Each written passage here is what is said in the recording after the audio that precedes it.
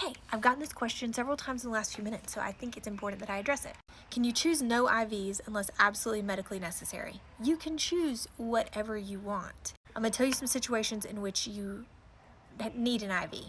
If you want an epidural, if you want IV pain medicine, if you need IV antibiotics, so if you have like group B strep, then you need about 40% of people need that. If you need to be induced using like Pitocin, what else? Or if you have like something high risk going on like preeclampsia where you need magnesium, something like that. Here's what you need to know about IVs and waiting until it's an emergency to get an IV. When you wait to get an IV until it is an emergency, what is happening to your body in an emergency state is it is shunting all of the blood to your core. So you can have multiple people sticking you on both sides trying to get access to your veins. And all the time that we're spending trying to look for a vein during an emergency is not spent helping you through that emergency.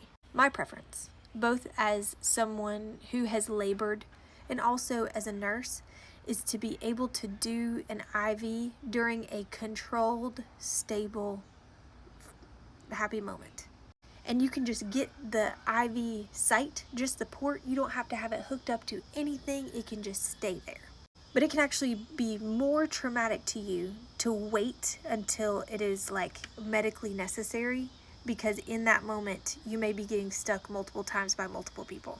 Again, you can make all of your informed and empowered decisions. I will say that it is very rare to go through your whole labor process and not have something happen to where you might want that IV.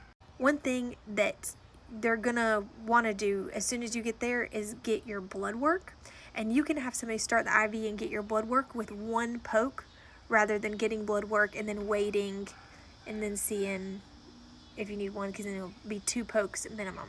Really important that we check your blood work for your platelets and your hemoglobin, so we know where we're starting with your blood levels and if you're at risk for bleeding and stuff like that.